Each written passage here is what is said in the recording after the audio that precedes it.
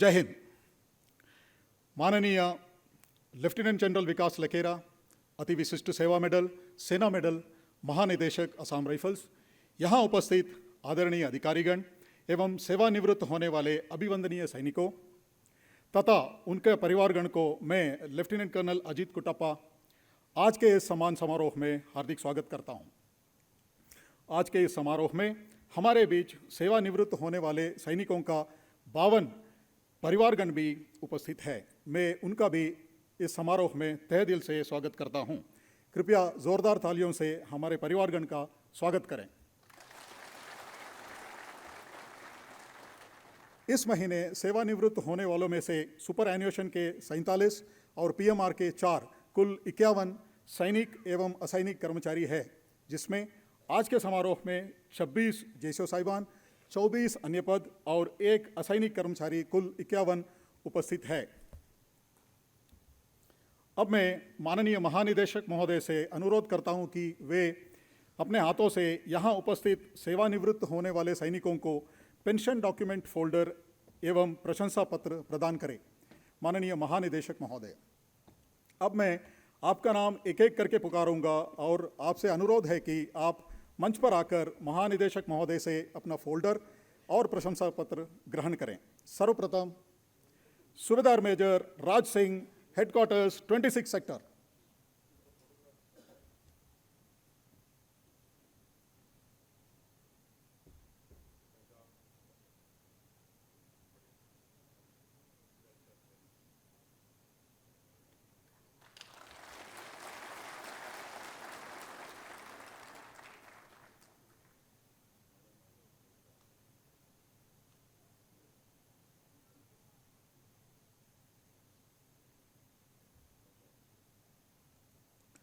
सूबेदार सुरेश कुमार 4AR।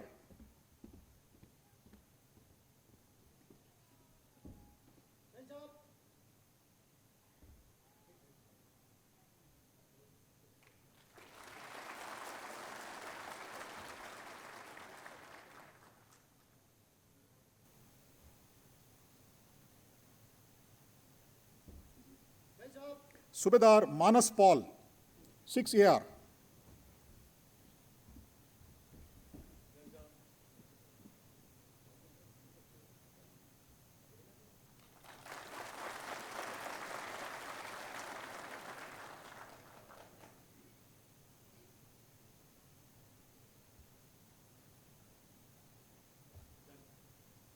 सूबेदार जितेन कुमार लिंबू 11AR।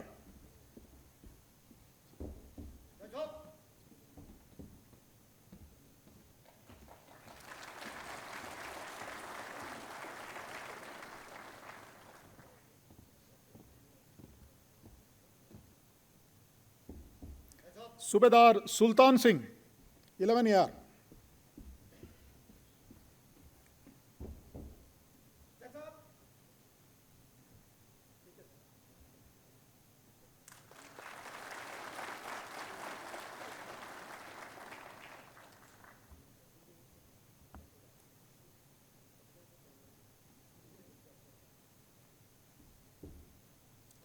सूबेदार दशरथ प्रसाद 29AR।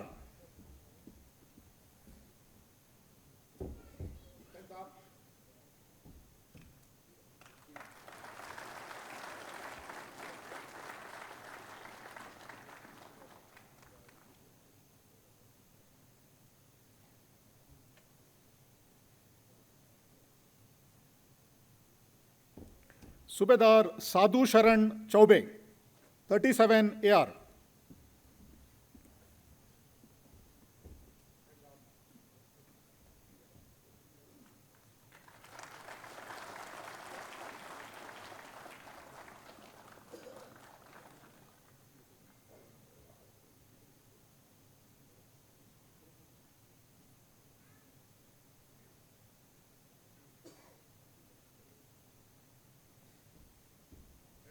सूबेदार मिन बहादुर सुनार 39AR।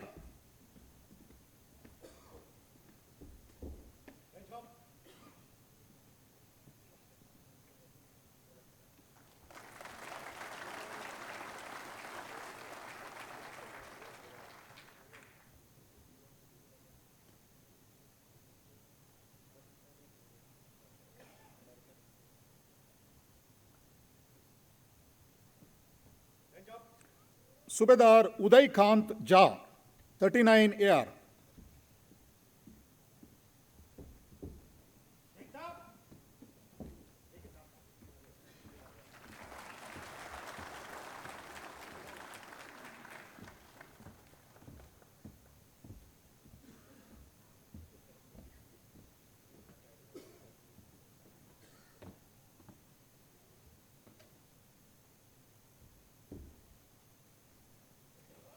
Subedar Kamlesh Chand, 41 AR.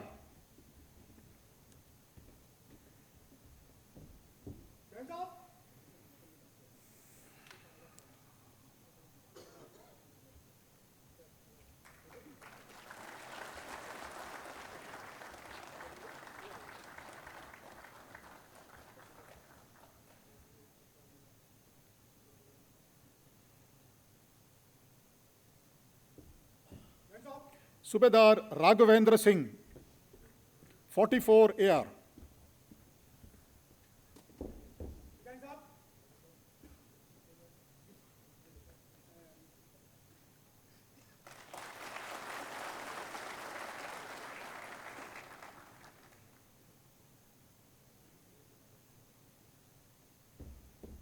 Subedar Tribhuvan Nath Mishra, ARTC and S.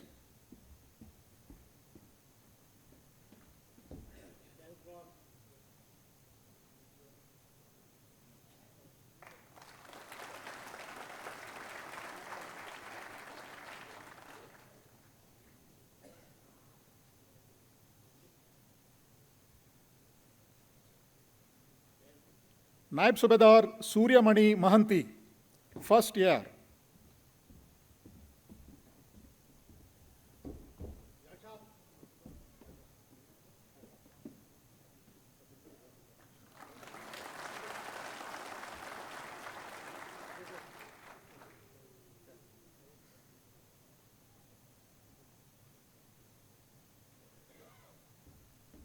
Naib Subedar Dhananjay Prasad, 9 AR.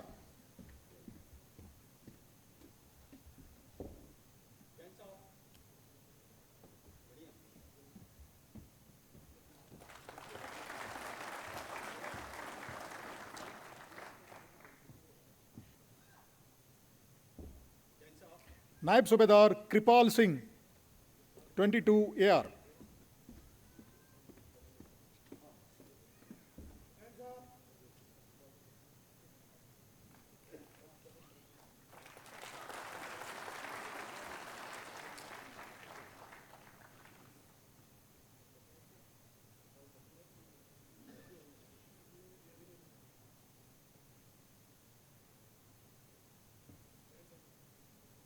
Naib Subedar Om Prakash, 23 AR.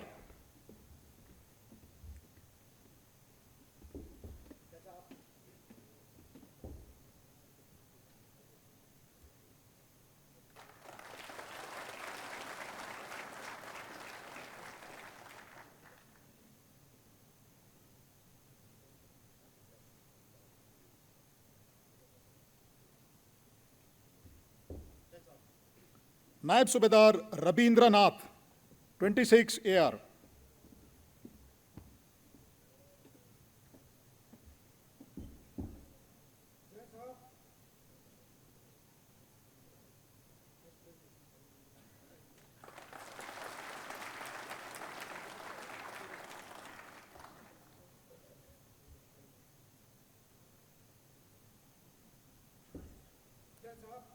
Naib Subedar Tapas Paine, 27 AR.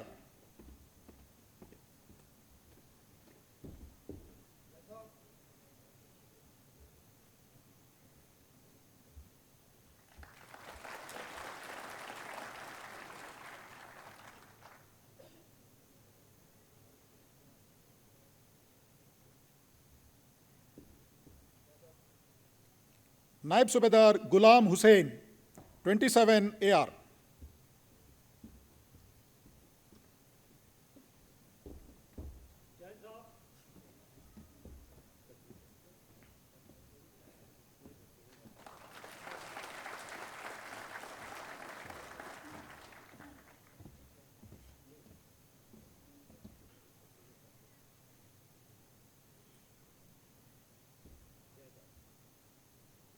नायब सूबेदार दिल बहादुर 31 AR,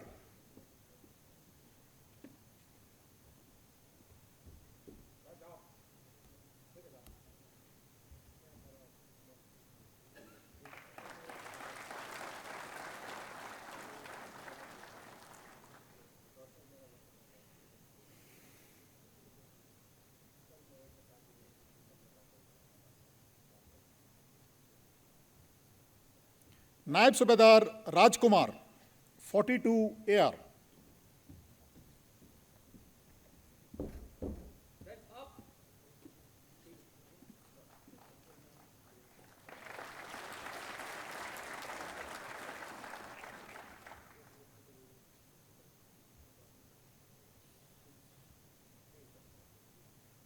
नायब सूबेदार देशराम 45 AR,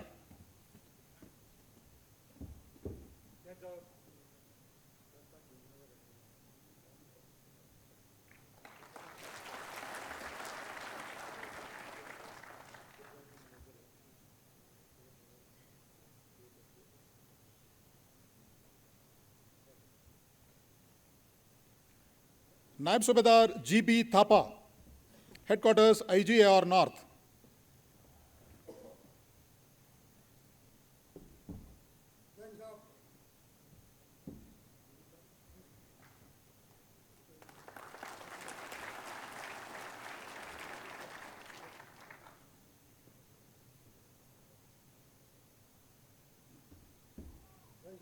नायब सूबेदार Om Prakash, headquarters 6 sector AR,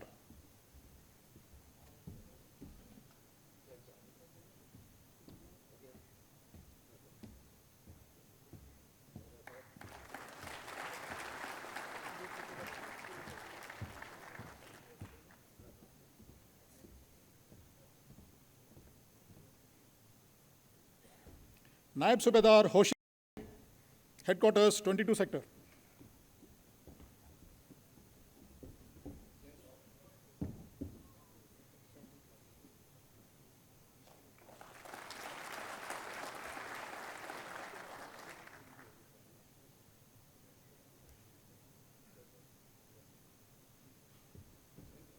Hindi teacher mister AK Rajak 26 AR,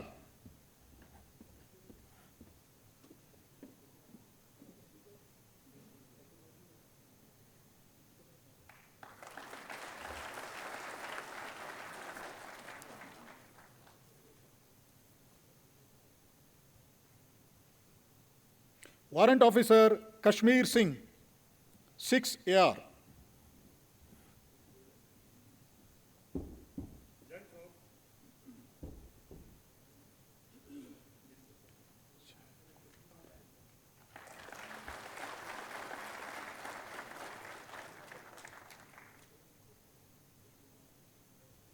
warrant officer Jai Kunt Ray 24 AR,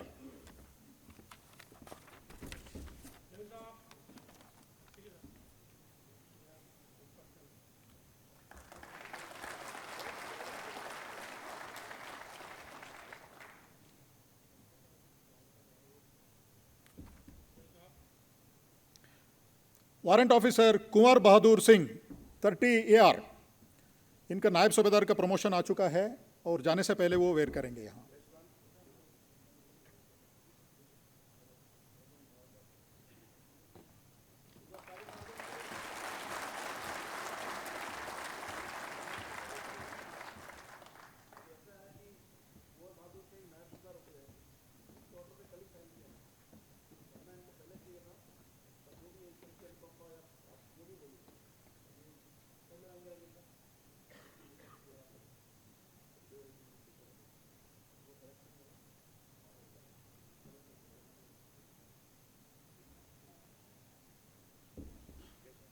हवलदार Ramniwas 1st AR,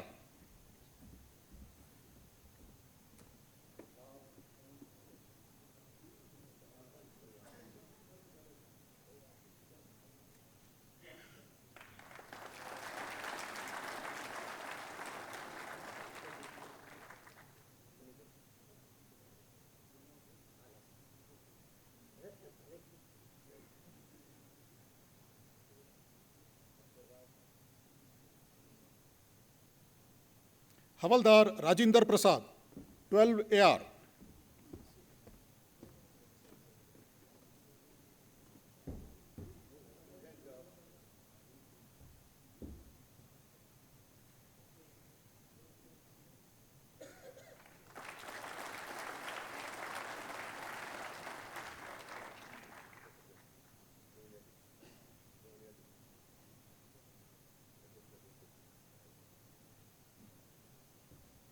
हवलदार Satyendra Narayan, 12 AR.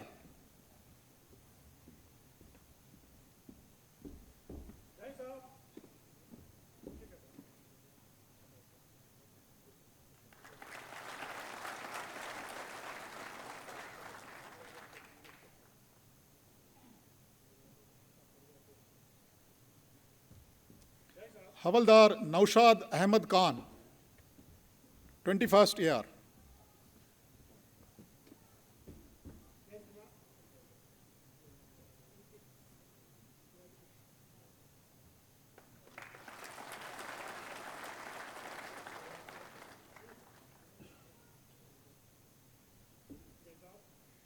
हवलदार कृपाल Singh Yadav, 22 AR.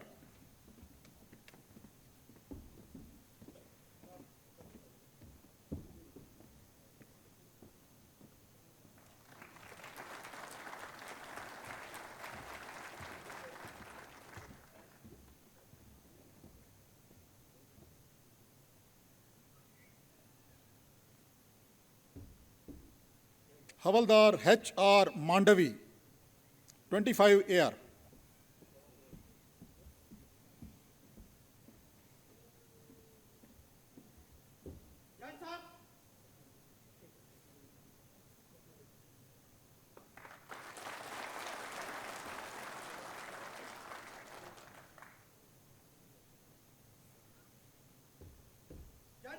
हवलदार Ashim Kumar, 36 AR.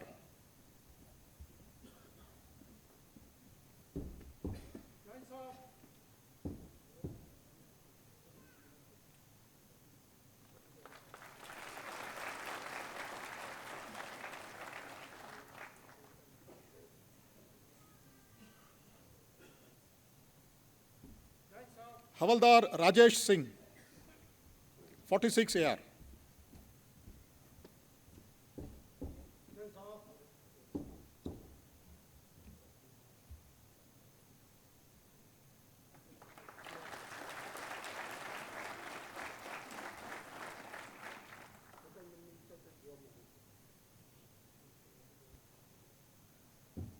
हवलदार Umesh Kumar, 8 DUAR.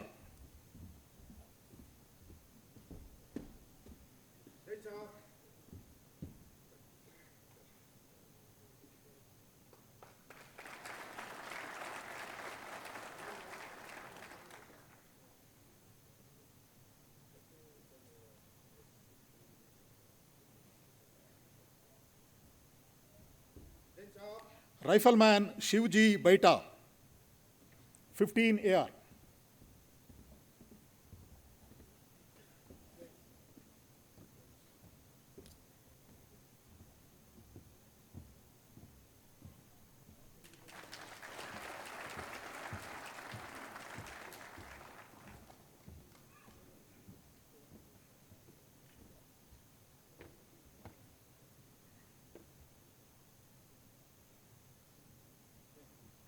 Rifleman Gun Bahadur Sunar, 1st AR.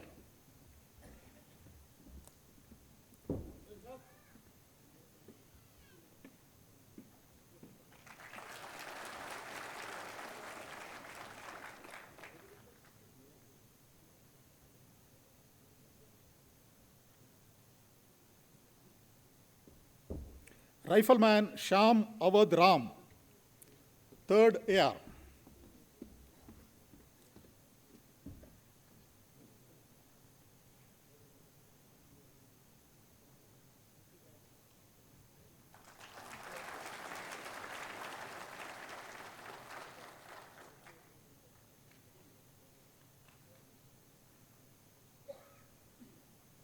Rifleman Rajesh Tiwari, 5 AR.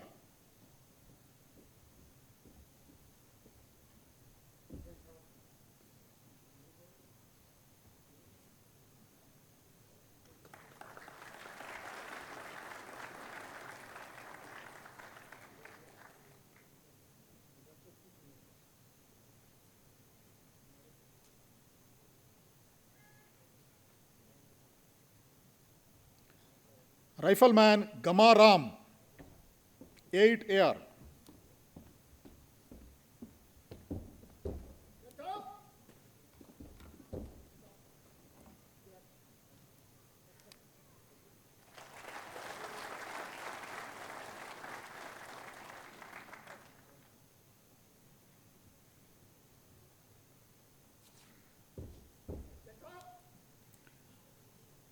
Rifleman Joy Prakash, 24 AR.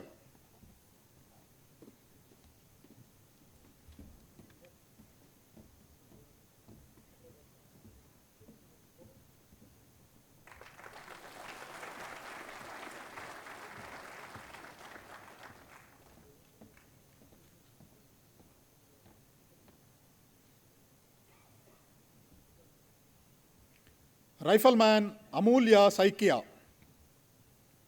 26 AR.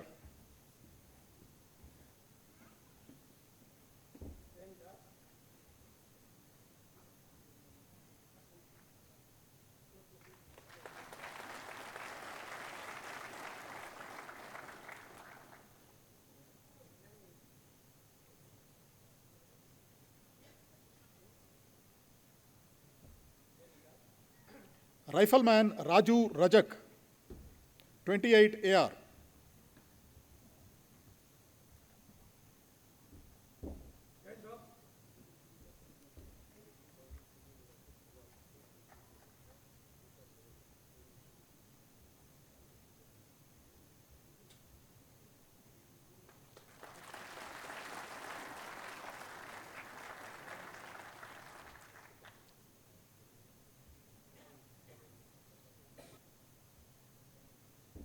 Rifleman B. Mohan Roy, 41 AR.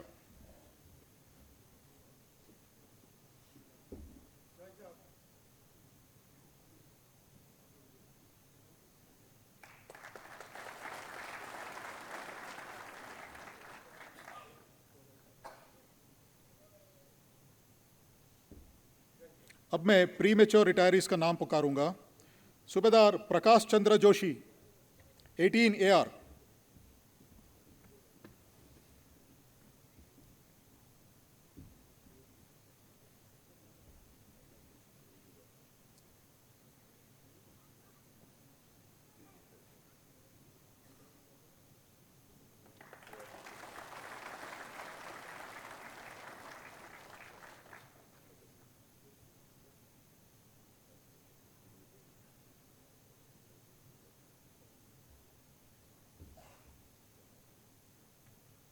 हवलदार Jasveer Singh, number 1 workshop.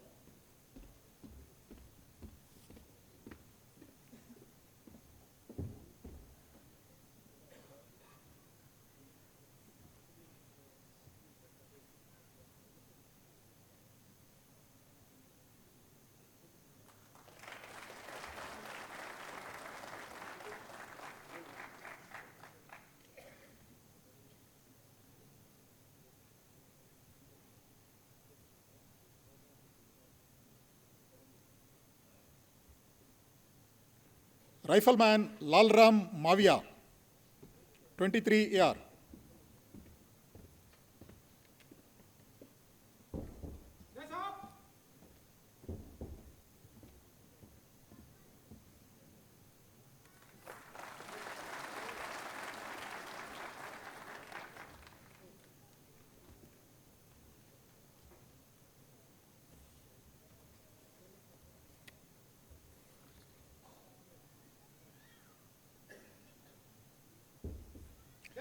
Rifleman Puran Singh Parihar, 29 AR.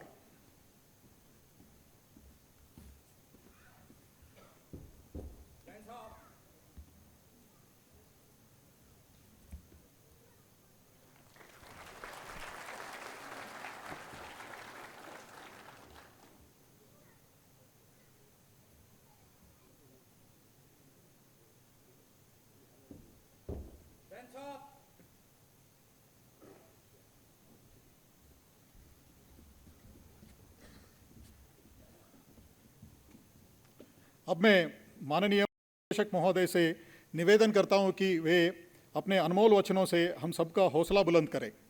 माननीय महानिदेशक महोदय।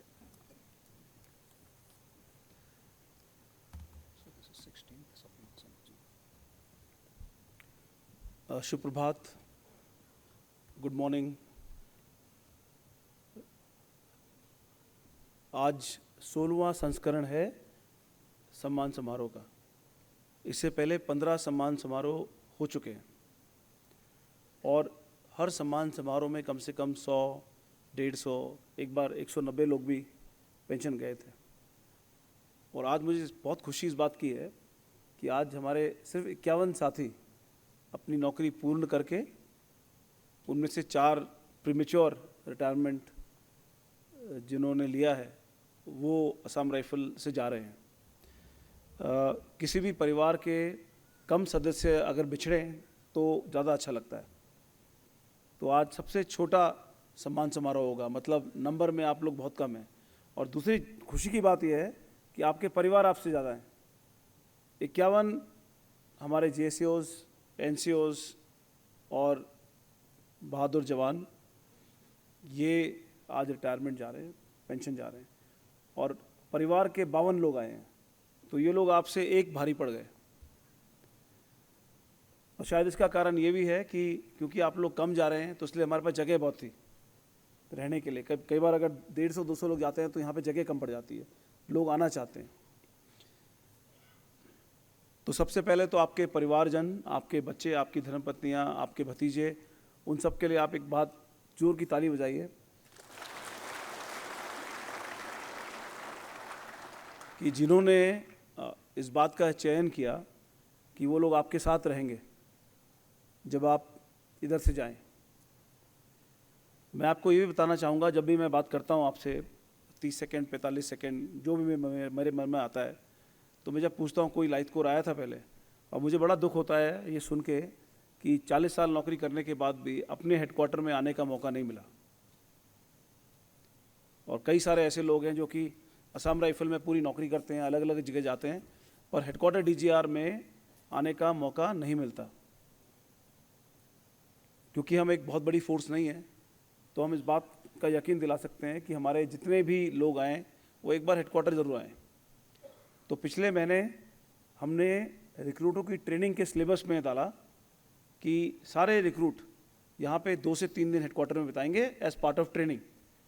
जो recruit नया आएगा उसको record branch कैसे काम करती है, हमारे में ब्रांच कितनी है, अरासू क्या करता है, ARMC क्या करता है, हेडक्वार्टर DGR कैसे काम करता है, इसके बारे में विस्तृत से बताया जाएगा।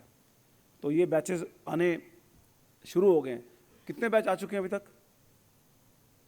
Can somebody tell me? 700। तो करीबन 700 रिक्रूट जो ट्रेनिंग कर रहे हैं वो यहाँ से अपना 2-2 दिन, 3-3 दिन बिता के जा चुके हैं, ताकि उसको पता रहे कि हमारा हेडक्वार्टर दिखता कैसे है। इसी के साथ, क्योंकि आप लोग आज से चंद दिनों के बाद अपने अपने घरों की ओर प्रस्थान करेंगे, अपनी नई ज़िंदगी शुरू करेंगे। किसी भी चीज़ का अंत एक नई शुरुआत होता है। समय का चक्र कभी रुकता नहीं है। The end is a new beginning, अंग्रेजी में बोलते हैं the end is a new beginning. अंत एक नई शुरुआत है। आप जवानी जहाँ पे आपकी ख़त्म, जहाँ पे आपका बचपना ख़त्म होता है, वहाँ पे जवानी की शुरुआत होती है। जहाँ जवानी ख़त्म होती है वहाँ पे अधेड़ उम्र शायद शुरू होती है, और जहाँ पे अधेड़ उम्र ख़त्म होती है वहाँ पे बुढ़ापे की शुरुआत होती है, और जहाँ पे ज़िंदगी ख़त्म होती है वहाँ पे किसी का नया जन्म होता है। तो ये चक्र चलता रहेगा। पर आप सबको बहुत बहुत बधाई, मुबारकबाद, कॉन्ग्रेचुलेशंस कि आपने अपनी ज़िंदगी के 40 साल, 37 साल, 38 साल इस फोर्स को दिए, और आप इस महीने के अंत में असम राइफल से अलविदा लेंगे। एक सैनिक, और शायद मुझे कल रात को एक किसी साहब ने बताया, वो रिटायर्ड जनरल साहब हैं, उन्होंने मुझे बोला कि मैं सबसे ज़्यादा, मेरे को किस चीज़ की कमी महसूस होती है। तो मैं सर बताइए किस? बोलता मुझे सबसे ज़्यादा कमी अपनी यूनिफॉर्म की लगती है। इसे मेरे को रिटायर हुए अभी 2.5 से 3 साल हो चुके हैं, पर हर दिन मेरे को यूनिफॉर्म देख के बड़ा मतलब एक ऐसा लगता कि मैं पहन नहीं सकता। मैंने इसको 40 साल पहना, पर अब मैं ऑथराइज नहीं हूँ पहनने के लिए। तो बोला कुछ दिनों पहले मुझे राष्ट्रपति से पुरस्कार मिला रिटायरमेंट के 1.5 साल बाद। तो बोला उन्होंने लेटर में लिखा कि आप यूनिफॉर्म में आइएगा। बोला मैं उस समय शिलोंग में ही था, तो मैं गया हैप्पी वैली में गोरखा ट्रेनिंग सेंटर के टेलर के पास, और मैंने बिल्कुल बोला सबसे बढ़िया कपड़ा दिखा, और बोला मैंने नौकरी में इतना इंटरेस्ट नहीं लिया अपनी वर्दी बनाने में जितना मैंने उस समय लिया। और आपके परिवारजनों को बताना चाहूँगा कि आपके पिता, आपके पति शायद आपके बीच में इतना नहीं रहे हों पिछले 40 साल में। मे भी आपको कई बार इनकी बहुत ज़रूरत हो, महसूस हो, और ये फिर भी नहीं हो। कई बार आप टेलीफोन करना चाहें फिर भी नहीं हो। कई बार बच्चा बीमार हो, कई बार कुछ मुसीबत आए, आपने इन तक पहुंचने की कोशिश की, पर ये फिर भी नहीं हो। पर आप ये देखिए, ये सिर्फ आपका बलिदान नहीं है, इनका भी बलिदान है। क्योंकि और ख़ासकर जो हमारे सैनिक हैं, आपके परिवारों ने भी बहुत बड़ी आहुति दी है, और सबसे बड़ी आहुति होती है समय की।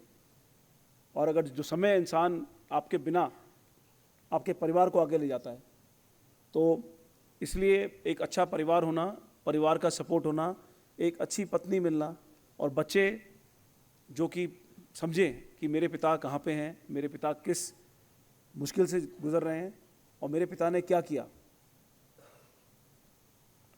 हमारा देश या हमारा ऑर्गेनाइजेशन या फौज पूरी एक समुंदर है, और हम शायद छोटी सी बूंद हैं उसमें, पर अगर हम नहीं होंगे तो ये कुछ नहीं होगा। तो अपने को कम मत महसूस करिए। आप जिस रैंक से रिटायर होते हैं, आपने जिस रैंक में सेवा दी, अगर आप नहीं होते तो ये ऑर्गेनाइजेशन नहीं होता। और आपके परिवार को बहुत बहुत धन्यवाद, थैंक यू वेरी मच कि आपने इनका साथ दिया, दुख में, सुख में, ऊंचाई में, नीचाई में, और आज ये इस मुकाम तक पहुँचे हैं कि आज ये इज़्ज़त के साथ पेंशन जा रहे हैं। और आपके पतियों के या आपके पिताजी के बहुत सारे साथी पीछे छूट गए जिनको पेंशन जाने का मौका नहीं मिला, जो देश के लिए बलिदान हुए, अपनी ड्यूटी के दौरान अपनी जान गंवाई। और जब ये आप लोग जब रिक्रूट थे, आपके साथ बहुत सारे साथी होंगे जिनकी सिर्फ यादें आपके पास होंगी। सो अपने को आप बहुत भाग्यवान समझिए कि आप एक बहुत इज्जत के साथ अपनी नौकरी पूरी करके जा रहे हैं। तो असम राइफल की तरफ से और पूरे देश की तरफ से आपको नमन, आपका बहुत बहुत धन्यवाद कि आपने असम राइफल और इस देश में अपनी सेवा प्रदान की, और आपके कारण और आपकी ज़िंदगी में आपने देखा देश कैसे बदली हुआ। जो आज पेंशन जा रहा है, सबसे पुराने जो साहब गए, जेसे साहब 42 साल 7 महीने, सबसे पुराने कौन है साहब? 42 साल पुरानी नौकरी कितनी है? 42 साल से ऊपर किसकी नौकरी है? 42 साल। आप आज 2025 है, और 42 आप 1983 में भर्ती होते आप। 1983 में देश क्या था और 2025 में क्या है? आपने अपनी ज़िंदगी में पूरी घड़ी को बदलते हुए देखा है, पूरा समय बदलते हुए देखा है। एक ऐसा टाइम जब हमारा देश को लोग बोलते थे कि गरीब देश है, पिछड़ा हुआ है बहुत, और आज बहुत बदलाव आ गया है।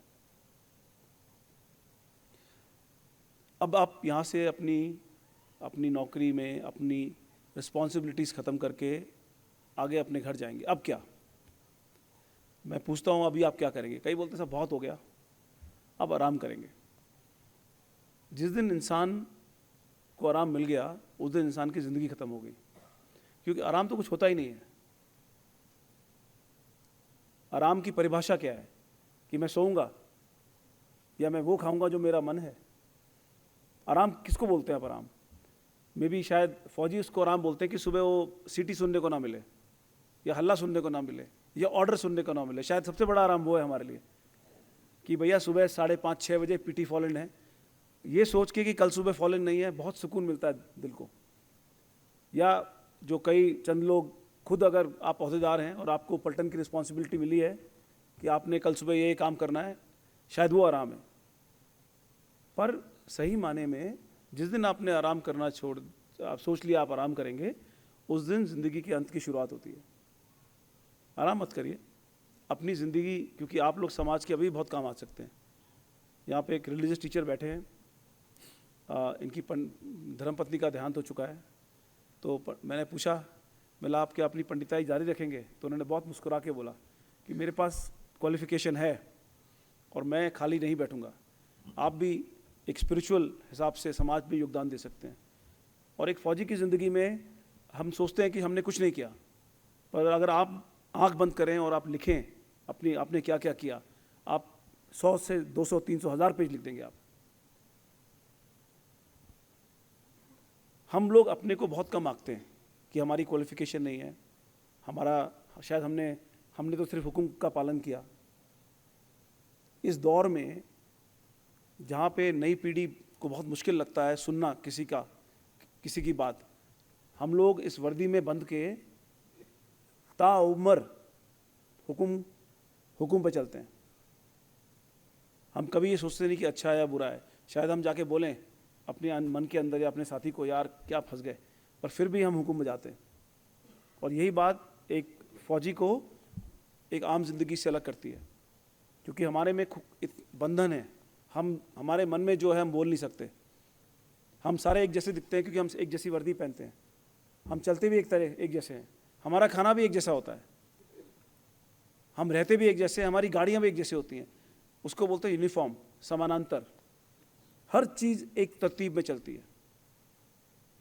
आप सम्मान समारोह में आते हैं, आप क्रमबद्ध आते हैं, नाम बोला जाता है, आपका नाम वहाँ पे दिखाया जाता है, आप आते हैं। और यही बात अगर आप समाज को कल के दिन सिखाएं अपने अपने लेवल पे, तो समाज का सिर्फ भला हो सकता है। क्योंकि डिसिप्लिन एक ऐसी चीज़ है जो किसी भी समाज को आगे लेके जाती है। और एक रिटायर्ड फौजी का सबसे बड़ा कंट्रीब्यूशन होता है कि वो अपने परिप्रेक्ष्य में या अपने अंदर जो हमारे लोग हैं समाज में, उनको आप बताइए। एक मिज़ोरम का लड़का था, 20 साल नौकरी है उसकी, मलावी, कहाँ गया? इसने बोला मैं पब्लिक सर्विस करूँगा। नो, आई थिंक तुम्हारी उम्र कितनी है? 43, 44 इतनी उम्र है। पर अगर आपके दिल में भावना है, और उसकी तो नौकरी से 20 साल है, वो प्रीमेच्योर जा रहा है, ये भावना ही बहुत है। क्योंकि मेरी नौकरी खुद अभी 36 साल पार कर चुकी है, और कुछ सालों के बाद मैं भी वहीं बैठा हूँगा जहाँ पे आप लोग हैं, और मैं भी सेना अध्यक्ष महोदय से शायद इसी तरह सम्मान प्राप्त करूँ। पर आज के दिन आपको ये सोचना है कि आप आगे वाली ज़िंदगी में कैसे जियोगे। थोड़ा एक लाइटर नोट पे आप लोगों को बताना चाहूँगा, खासकर जो धर्मपत्नियाँ यहाँ पे आई हैं, कि आपके पति 1 तारीख के बाद फ्री, अब ये घर आएंगे। पहले तो छुट्टी आते थे, तो आपको पता था कि बंदा छुट्टी आया है, 25 दिन के बाद जाने वाला है, तो आने की भी खुशी होती थी, और बोला 25 दिन रह गया बहुत है, अभी जाने की भी खुशी होती थी। पर अब तो ये रात में ही रहेंगे, तो अभी आपको एडजस्ट करना पड़ेगा इनके हिसाब से, क्योंकि एक फ़ौजी का हुक्म घर में चलेगा और ये अपने हिसाब से आपको चलाने की कोशिश करेंगे, और आपको तो आदत पड़ी हुई अपनी, तो आप लोग आपस में कैसे बैलेंस करेंगे आप लोग देख लीजिएगा। पर शुरू के 2-3 महीने इन पे थोड़ा दया भाव रखिए। बहुत कष्ट, बहुत दूर दराज इलाके से घर आ रहे हैं, सो जो इनको खाने का मन है आप बनाइए, पूरी सेवा करिए, और 3 महीने के बाद बताइए कि घर चलाता कौन है। तब तक आप लोग को भी एडजस्ट कर लोगे, आप लोग को भी समझ आ जाएगा कि भाई यहाँ पे हुकूमत होम मिनिस्ट्री की चलती है। और जो बच्चे हैं, जो बड़े हैं, आप तो घर से निकल चुके हो अपनी नौकरी में, बट छोटे जो बच्चे हैं, अभी पापा का जो असली रूप है आपको देखने को मिलेगा। बोलेंगे ज़्यादा मत सो, जल्दी उठो, पढ़ाई करो, और एक छोटे बच्चे को यही बात ख़राब लगती है कि उस पर हुक्म चलाया जाए। तो आप ये बात समझिएगा कि अभी आप फौज में नहीं हैं, सो आपको एक बड़ी पतली डंडी पे चलना है और सबको साथ लेके चलना है। हर सम्मान समारोह में बोलता हूँ मैं कि एक वर्दी जो है शान है एक सैनिक की, तो इनकी जो वर्दी है जो उन्होंने सबसे नई सिलाई है, वो खासकर आप लोगों का रिस्पॉन्सिबिलिटी है ये, कि वर्दी को बढ़िया प्रेस करके मेडल लगा के नाम के साथ एक बढ़िया से हैंगर में, आपके घर में अगर कोई फ्रेम है एक जगह पक्का रखिए, क्योंकि फ़ौजी ही अपनी वर्दी को कम आंकता है। पर जो बाहर वाले हैं उनके लिए एक वर्दी की कीमत बहुत है। तो आप लोग अपनी आखिरी वर्दी को संजो के रखिएगा, इसको फेंकिएगा मत।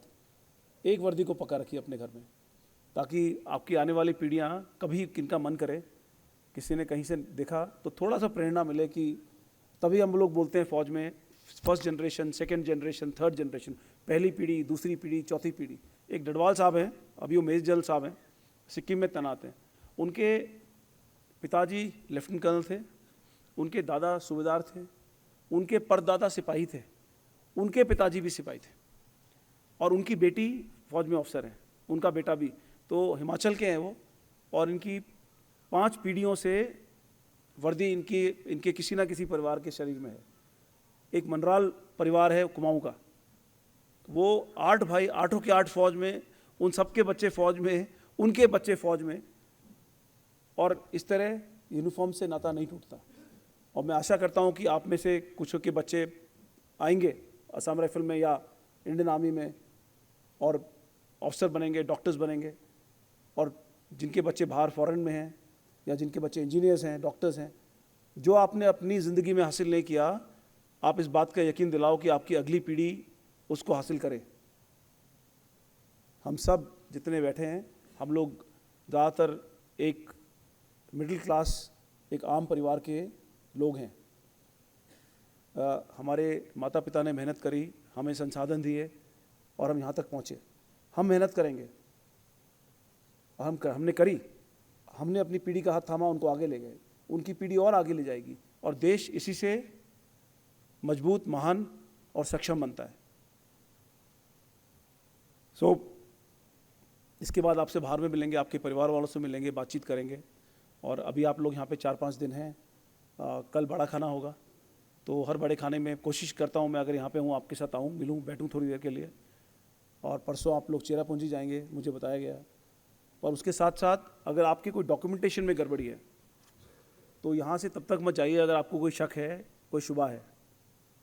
और कल हम एक प्रमोशन भी करेंगे, मेरे ख्याल से पहला प्रमोशन होगा सम्मान समारोह में किसी का, तो ये भी एक ईश्वर की अनुकंपा है। असम राइफल आपसे पहले भी थी, आपके बाद भी रहेगी, क्योंकि एक ऑर्गेनाइजेशन एक इंसान से बहुत बड़ा होता है। हम जैसे लोग आते हैं, सेवा देते हैं और चले जाते हैं। आप आज उस कगार पे हैं जब आपने अपनी सेवा दे दी, और आप अपनी नई ज़िंदगी की शुरुआत करेंगे, पर असम राइफल आपकी ज़िंदगी में हमेशा रहेगी। मेरी आपसे सबसे ये निवेदन है कि अगर हमारे पर्सनल लेवल पे, हमारे इंडिविजुअल लेवल पे हमें कुछ अच्छा लगे, कुछ बुरा लगे, वो अलग बात है, पर असम राइफल इन सब से ऊपर है। तो असम राइफल के नुमाइंदे बन के रहिए। असम राइफल के बारे में अगर आप किसी को बताएं तो बड़े गर्व से बताएं, ताकि लोगों भी इस ऑर्गेनाइजेशन के बारे में जानें, समझें और अच्छा बोलें। क्योंकि अगर हम कभी भी ये बोलते हैं ऑर्गेनाइजेशन को लेके कि हमारा ऑर्गेनाइजेशन में कमियां हैं, जिस ऑर्गेनाइजेशन ने, जिस फोर्स ने आपका हाथ थामा, आपको थाम के 1982 से लेके 2025 तक लाया, जिस फोर्स के कारण आपका परिवार आपको मिला, अगर आपके पास नौकरी नहीं होती या मेरे पास नहीं होती तो शादी भी नहीं होती, जिस फोर्स ने बिना कुछ मांगे हर महीने के आखिरी में आपके बैंक अकाउंट में लक्ष्मी जी के दर्शन कराए, वो फोर्स, उसके बारे में एक पॉजिटिव सोच और उसके बारे में बोलना अच्छा, आई थिंक ये हम सबका फ़र्ज़ बनता है। इंडिविजुअल लेवल पे आपको कोई पसंद आए नहीं आए वो बात अलग है, पर फोर्स असम राइफल, हम सबका दायित्व बनता है कि हम असम राइफल को अपनी नौकरी के दौरान या उसके बाद भी आगे ले जाएं। असम राइफल में हम कोशिश कर रहे हैं कि सुधार आए हमारी HR में, ह्यूमन रिसोर्स डेवलपमेंट में, क्योंकि मैं जानता हूं कि प्रमोशंस की प्रॉब्लम है।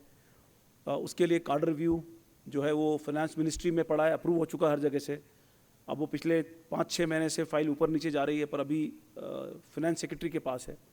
तो जिस दिन वो साइन करेंगी उस दिन कार्ड रिव्यू आएगा, और कार्ड रिव्यू में आमतौर पे कुछ रीअलाइनमेंट हुआ है, कुछ ट्रेड ख़त्म किए गए हैं। वैकेंसीज जीएसयू की करीबन 250 के करीब हैं, जीएसयूज़ की वैकेंसी बढ़ाई गई हैं, वारंट ऑफिसर्स हौलदार की वैकेंसी बढ़ाई गई हैं, ताकि कुछ हमको थोड़ा सा सहारा मिले और प्रमोशन जो है कम से कम 2 या 3 साल एडवांस हो जाएं।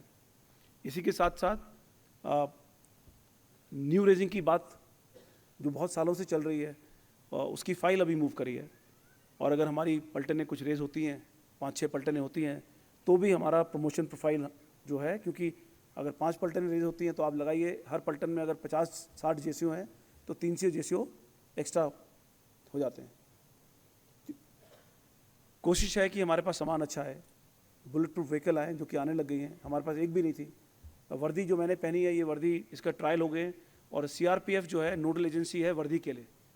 तो जब हम लोग कोई सैंपल अप्रूव करते हैं, ये सीआरपीएफ के पास जाता है, ये सब फोर्स को लेके एक बैठक करते हैं, जिसमें इसका जो लाइसेंस है इस वर्दी का, डिज़ाइन का, ये डिज़ाइन असम राइफल के नाम पे पेटेंट होता है। और जो वर्दी है हम लोग थान नहीं लेंगे, हम लोग बॉक्स में हर जवान के लिए एक इंडिविजुअल बॉक्स लेंगे, और जो ओईएम है, ओरिजिनल मैन्युफैक्चरर जो बनाता है, उससे डायरेक्टली लेंगे। फोर्स में आप जिस हॉल में बैठे हैं, ये भी किसी ने बनाया है सोच के, और ये हॉल, इससे बढ़िया ऑडिटोरियम उत्तर पूर्व में किसी के पास नहीं है। ये भी इसी ऑर्गेनाइजेशन का है। आप जब बाहर निकलते हैं, और हमारी फैमिली जो लाइतकोर में रहती है, शाम को जो घूमने निकलते हैं बच्चे, ये लाइतकोर आपका है। इससे बढ़िया हेडक्वार्टर किसी भी फोर्स का हिंदुस्तान में नहीं है। हर आपकी और हमारी सबकी ये ड्यूटी है कि हम इस फोर्स को और आगे ले जाएं, और मैं आपको इस बात का भरोसा देता हूं कि आप अगर पूर्व सैनिक भी हैं और यहाँ से निकलते हैं, जो यहाँ पे लोग हैं नौकरी में, वो आपके साथ खड़े हैं और वो आपके साथ रहेंगे। मुझे बताया गया था कि गोरखपुर के 4-5 जीसी साहब, मैंने पूछा सारे गोरखपुर के निकले आज, तो मैं अगले महीने गोरखपुर आऊँगा 8 तारीख को, क्योंकि वहाँ पे एक हम पूर्व सैनिक रैली नहीं कर रहे हैं, एक सम्मेलन करेंगे। रैली में बहुत पैसा खर्च करते हैं हम लोग, बहुत बड़ी बड़ी रैली करते हैं, उसमें समाधान कुछ मिलता नहीं हमें। तो हमने एक पूर्व सैनिक का एक डिपार्टमेंट बनाया है असम राइफल में, जो कि 6 या 7 महीने पहले बना था। पठानिया साहब कहाँ पे हैं? पठानिया साहब ओआईसी हैं। और अभी तक आप कितने पूर्व सैनिकों से जुड़ चुके हो? अब मकसद है कि छोटी टीम बनाइए, रिकॉर्ड के बंदे लीजिए, डॉक्टर साहब लीजिए, और गांव देहात में जाइए, लोगों से मिलिए, बात करिए। अगर कोई प्रॉब्लम है नोट करिए, या वहीं से बैठ के रिकॉर्ड में जो बंदे बैठे हैं आप फ़ोन पे बात करिए, प्रॉब्लम लिखाइए और समस्या का हल करिए। बहुत बड़ी रैलियों में क्या होता है, आप आते हैं, हम खाना पीना खाते हैं, हम स्पीचेस देते हैं, पर समस्या नहीं हल हो पाती, क्योंकि अगर 1000 आदमी आएगा तो आप नहीं कर पाएंगे। तो इसलिए, और मुझे बहुत हर्ष है इस बात का और गर्व है कि असम राइफल ने पहल करी, और हमारे ऑफिसर्स कम से कम पिछले 5-6 महीने में बंगाल, उड़ीसा, उत्तर पूर्व के सारे राज्य, उत्तराखंड, और अभी अगले फेज़ में यूपी, हिमाचल, पंजाब,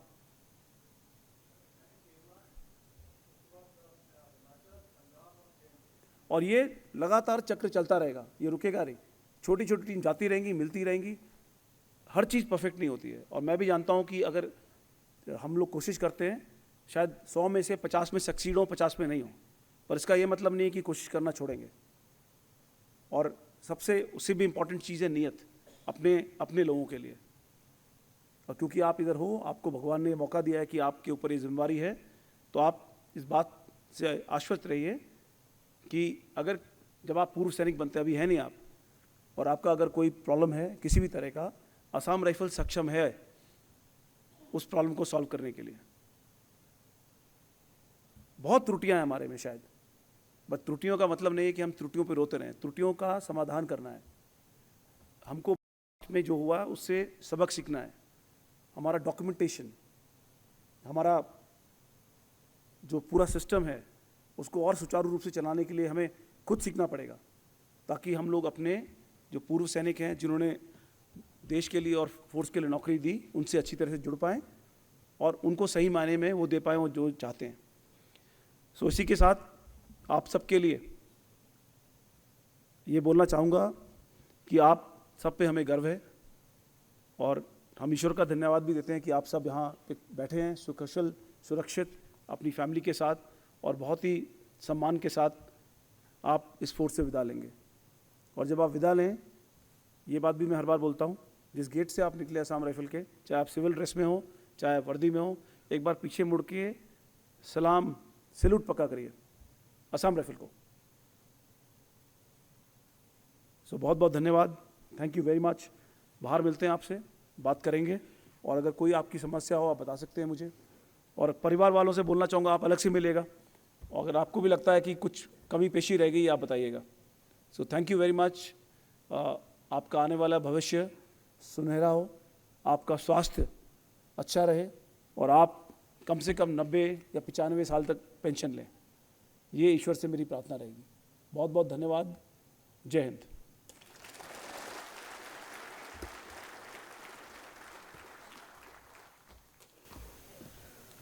धन्यवाद सर। अब कृपया राष्ट्रीय गान के लिए खड़े हो जाएं।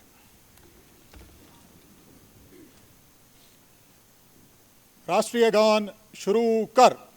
जनगण मन अधिनायक जय हे भारत भाग्य विधाता, पंजाब सिंध गुजरात मराठा द्राविड उत्कल बंगा, विंध्य हिमाचल यमुना गंगा उच्चल जलधि तरंगा, तव शुभ नामे जागे तव शुभ आशीष मांगे, गाहे तव जय गाथा, जनगण मंगलदायक जय हे भारत भाग्य विधाता, जय हे जय हे जय हे जय जय जय जय हे। असम राइफल की, असम राइफल की, असम राइफल की, भारत माता की, भारत माता की, भारत माता की।